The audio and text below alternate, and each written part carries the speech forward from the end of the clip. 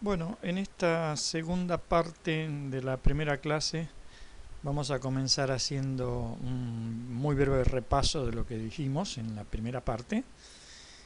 Y después vamos a hablar un poquito de la concepción dual de la luz y a entrar ya específicamente en el modelo de Bohr, cuya intención fue explicar justamente estos fenómenos de emisión y absorción de luz.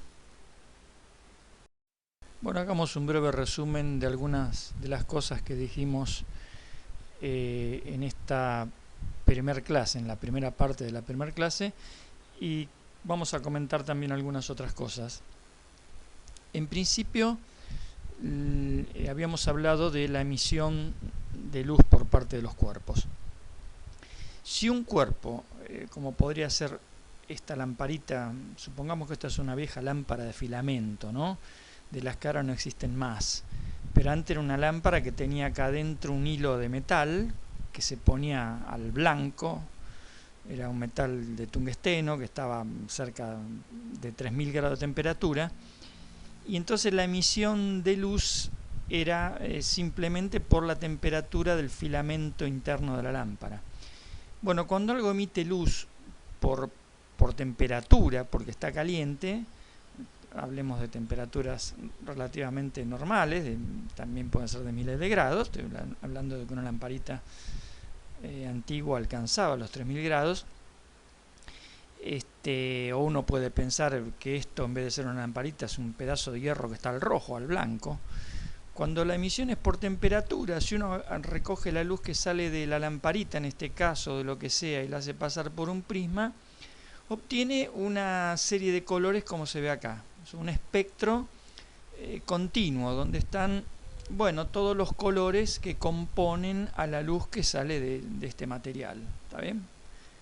Bueno, eso es emisión por temperatura.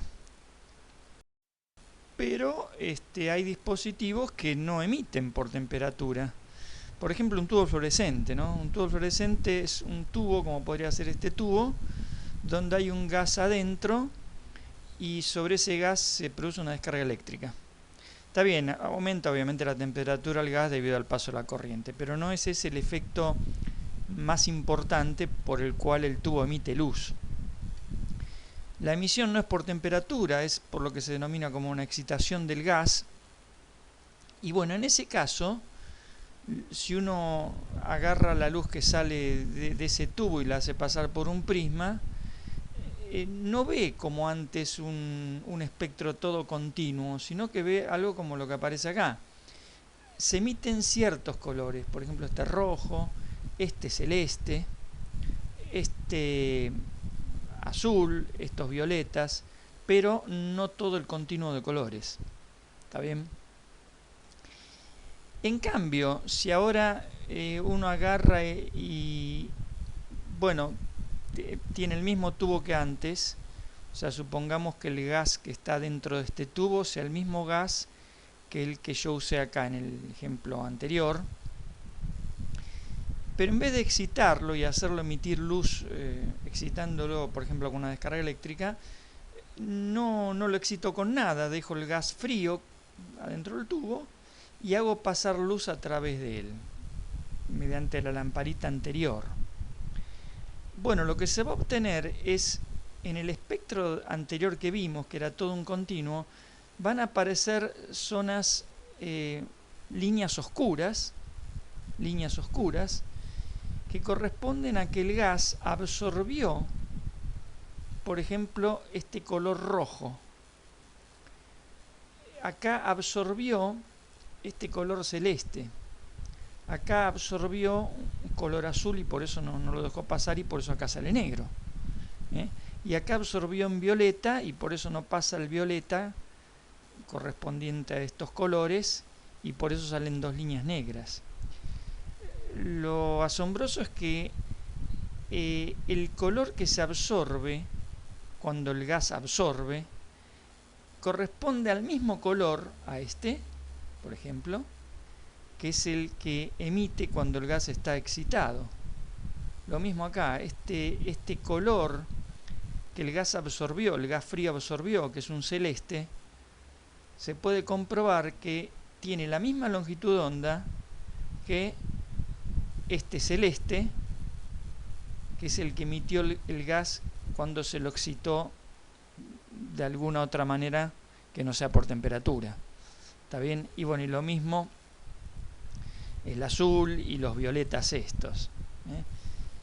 En este caso, este espectro se denomina espectro de emisión, son los colores que emite el gas que está excitado de alguna manera, y en este caso se habla de un espectro de absorción, que son, digamos, de todos los colores que salen de acá de la lamparita, de todo lo que sale de acá, el gas emite en ciertos, absorbe en ciertos colores que corresponde a los colores que emitió, a los colores estos que emitió cuando se lo excitó, en este caso mediante una descarga eléctrica.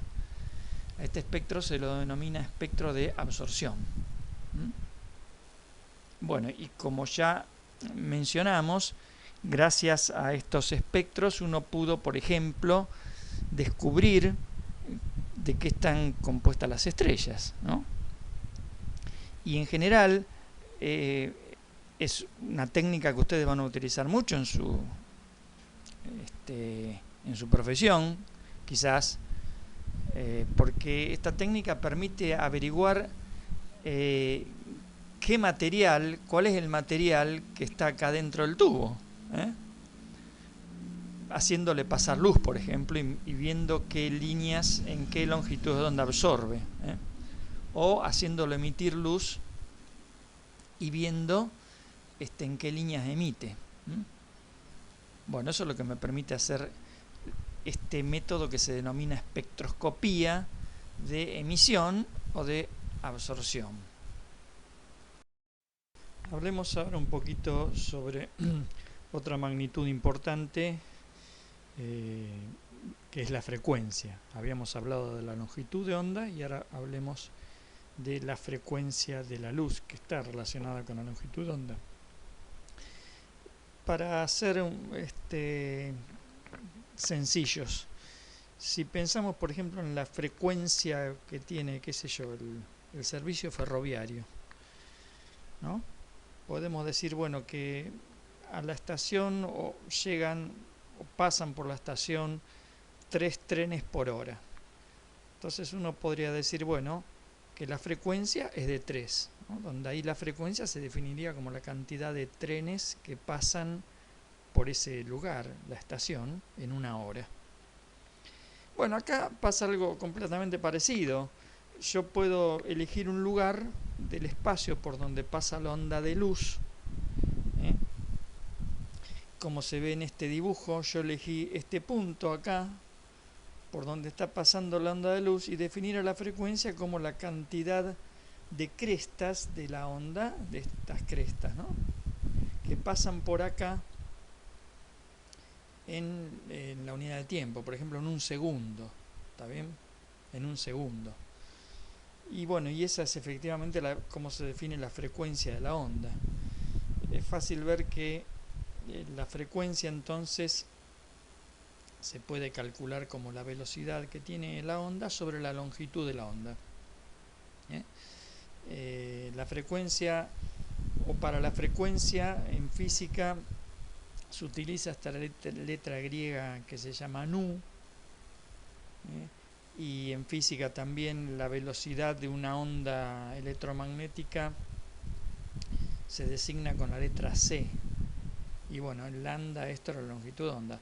O sea que la frecuencia nu se puede calcular como la velocidad de la onda, en este caso la velocidad de la luz, dividida la longitud de onda. Entonces, por ejemplo, como dije, pasan por este punto por el cual yo estoy observando, no sé, 100 crestas por segundo.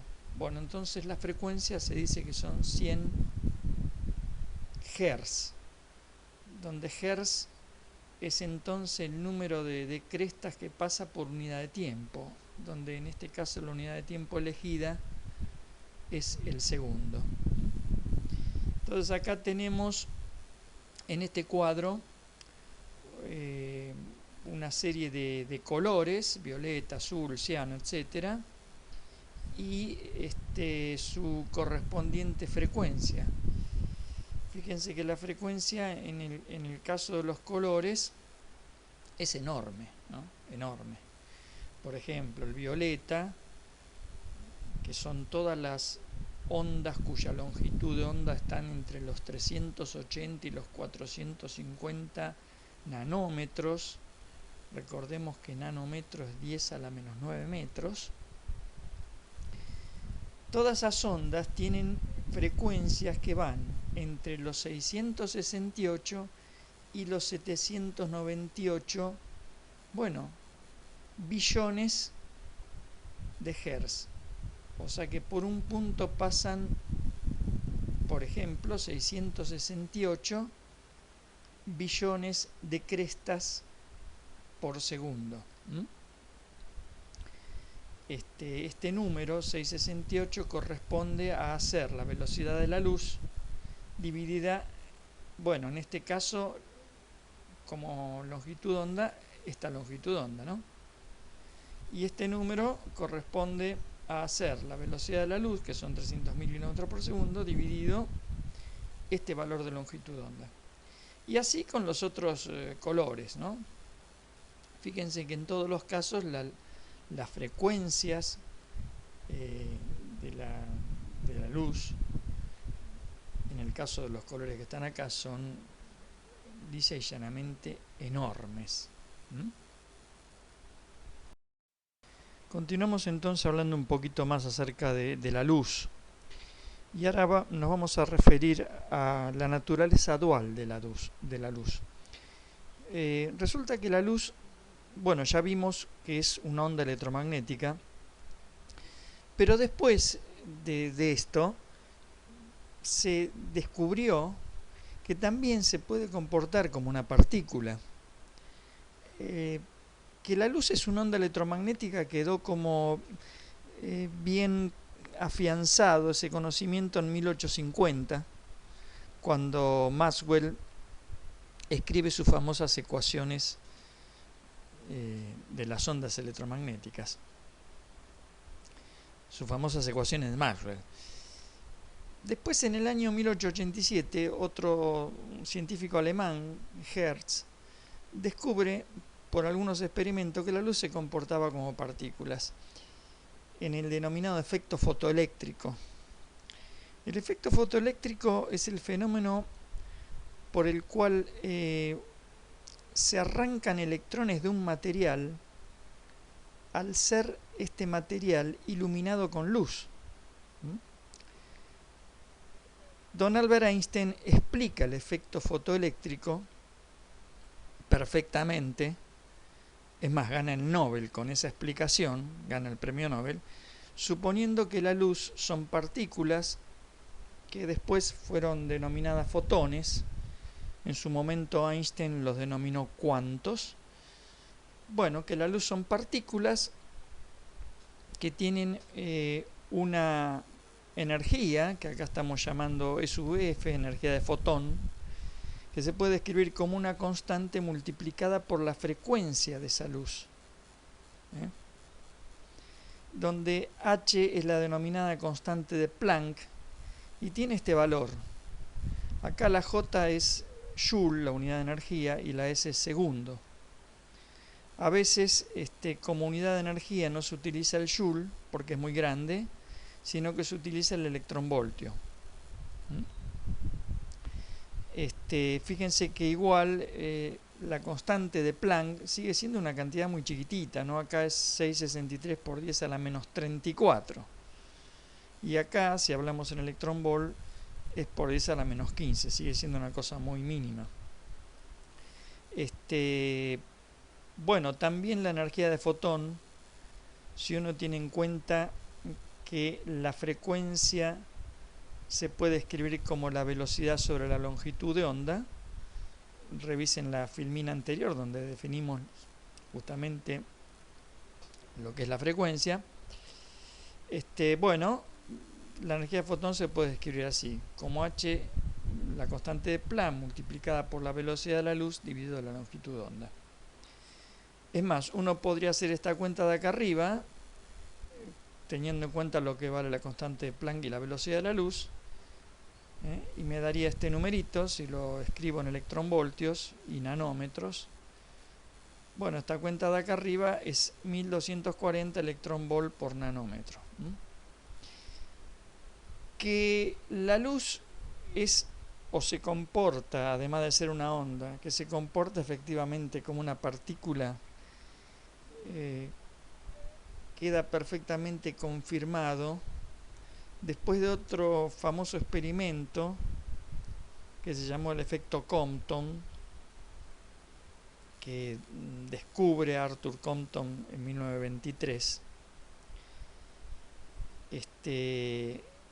y que nosotros vamos a ver acá también en esta materia. Creo que, si mal no recuerdo, la guía 5, donde aparece el efecto Compton y el efecto fotoeléctrico. Bueno, después de la explicación que da Compton, la comunidad científica ya no queda duda de que la luz tiene un comportamiento dual. O sea, no solo es una onda, sino que también puede pensarse como partícula. Hagamos un simple ejemplo numérico para afianzar estos conocimientos. Ahora sabemos entonces que la luz, además de ser ondas electromagnéticas, también se puede pensar como un conjunto de fotones. Entonces, por ejemplo, supongamos que tenemos luz violeta. La luz violeta con esta longitud de onda, 400 nanómetros. Bueno, esa luz violeta entonces podemos pensar que está formada por fotones, cuya energía se puede calcular como Hc multiplicado sobre la longitud de onda. Dijimos que Hc son 1240 electronvolt por nanómetro, y eso entonces hay que dividirlo por la longitud de onda de este color violeta, en este caso 400 nanómetros. Eso me da esta energía para el fotón, 3,1 electronvoltio, que también se puede escribir en joule, y que si uno pasa de electronvolt a joule, me da que la energía de ese fotón es 4,97 por 10 a la menos 19 joule. ¿Está bien? También, bueno, también es luz o ondas electromagnéticas la que genera el aparato que está dentro del horno de microondas que ustedes tienen en sus casas. Ese aparato que está dentro del horno de microondas se llama magnetrón, que es esto que ven acá. Es esto que ven acá. Y el magnetrón genera ondas electromagnéticas con esta frecuencia, 2,54 GHz, o sea, 2540 millones de Hz. Entonces uno podría calcular la energía de esos fotones. Como ahora tiene la frecuencia, en vez de usar como antes la longitud de onda, puedo usar la frecuencia, y entonces la energía de fotón es la constante de Planck ahora por la frecuencia. Bueno, hago esa cuenta. La constante de Planck es en electronvolt, esto tiene este valor, electronvolt por segundo, y la frecuencia es este número, que recordemos que era el número de crestas de la onda que pasaban por segundo, así que acá son 2540 millones de crestas por segundo que atraviesan un punto. Bueno, cuando uno hace esa multiplicación, el segundo se me va con el segundo y me queda obviamente la energía como me tiene que quedar en alguna unidad de energía. Puede ser electronvolt o puede ser joule, con los valores que acá están calculados. El siguiente paso es, por ejemplo, tener una lamparita de 100 watts, color violeta con esta longitud de onda, ver, bueno, cuántos fotones emite esta lamparita de 100 watts con este color violeta o ultravioleta. Eso. Entonces, bueno, para hacer la cuenta, claro, si uno tiene una lamparita de 100 watts, 100 watts quiere decir que la energía que sale de la lámpara son 100 joules por cada segundo. Ahora, si la energía de los fotones es este valor que está acá abajo, si yo hago la división de la cantidad de joule por segundo dividido los joule que tiene un fotón, voy a encontrar la cantidad de fotones. Bueno, si hacen esta simple cuenta, me da que la lamparita arroja 2 por 10 a la 20 fotones por segundo. Generalmente la luz está compuesta por una cantidad muy grande de fotones, muy grande. Salvo que sea una luz con una energía, con una potencia extremadamente débil. Entonces, claro, este número baja y puede hacerse tan chiquitito que aparezcan pocos fotones por segundo. Pero si no, en general, la cantidad de fotones por segundo es enorme. Bueno, lo mismo se puede hacer para el caso del magnetrón. El magnetrón, como dije antes, genera microondas que son, en el caso de los hornos de microondas comerciales, son ondas cuya longitud de onda, o sea, la distancia entre cresta y cresta, digamos, de la onda, anda en los 24 centímetros. No anda como en el caso de la luz violeta o ultravioleta en los nanómetros. Bueno, del aparato no sale luz visible porque para esa longitud de onda nuestros ojos no ven esa longitud de onda como algo visible, como luz. El aparato genera ondas electromagnéticas que salen de esto que se ve acá, que es la antena de esta válvula, de este aparato. Y de ahí salen las ondas electromagnéticas, que son las que calientan la comida. Bueno, generalmente estos magnetrones tienen una potencia de 1000 watts. O sea, los fotones o las ondas electromagnéticas que salen de acá tienen 1000 joules por cada segundo de energía. Si uno lo divide esa potencia por la energía que corresponde a uno de sus fotones, me da el número de fotones, que como pueden ver otra vez es extremadamente alto, ¿no? Bien, volviendo a los espectros de emisión y absorción, vamos a comentar que en 1885 un físico matemático que se llamó Jacobo Balmer encontró una fórmula empírica, o sea, una fórmula que él armó probando números, digamos, es decir, que no tiene ningún sustento, en ese momento no tenía ningún sustento teórico, a eso me refiero, que es esta fórmula que está acá, que permite predecir cuáles son las longitudes de onda, o sea, los colores, por ejemplo, emitidos en este caso por el hidrógeno. El numerito que está acá, R sub H, se llama constante de Rydberg, porque Rydberg fue otro físico que colaboró para ajustar mejor esta fórmula. Entonces, en esta fórmula el número n es un número natural que arranca de 3 a 3, 4, 5, etc. Entonces, si uno, bueno, y el valor de la constante de Rydberg es esto que se ve acá. Está escrita en nanómetros, ¿no? 1 sobre nanómetro, porque recuerden que la longitud de onda está escrita en nanómetros, por ejemplo, ¿no? En una unidad de longitud, a eso me refiero. Así que 1 sobre lambda va a tener como unidades 1 sobre nanómetro, por ejemplo, o 1 sobre metro. Bueno, colocando en esta fórmula diferentes valores de n, uno puede encontrar estos números. 656, 486, etc. Estos en principio estos primeros 4 números que corresponden a las longitudes de onda emitidas por el hidrógeno, con bastante buena precisión, con una precisión que anda en el orden del 0,1%.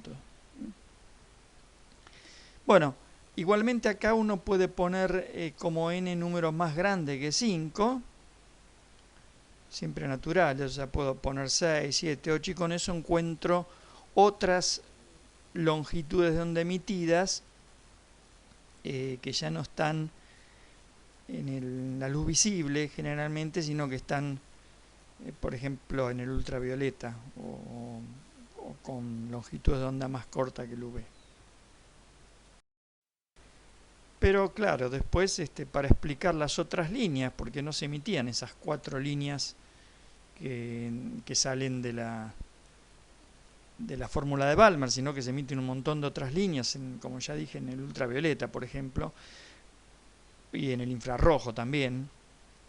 Para explicar esas otras líneas hay otras personas que estudian y encuentran otras series, ¿no? Por ejemplo, Lyman y encuentra esta serie que se llamó serie de Lyman, donde acá el número n va entre 2 y en principio y el infinito. Es la de Paschen, que n arranca de 4 hacia adelante, y la de Brackett, donde el n, que está acá, donde el n arranca de 5 en adelante. Bueno, con todas estas series se pudo predecir con muy buena precisión las longitudes de onda emitidas por el hidrógeno o absorbidas, ¿no? También. Hablemos un minutito de los átomos e iones hidrogenoides, porque las series que presentamos hasta el momento andan muy bien para el caso de átomos o iones hidrogenoides. ¿Qué son estas cosas?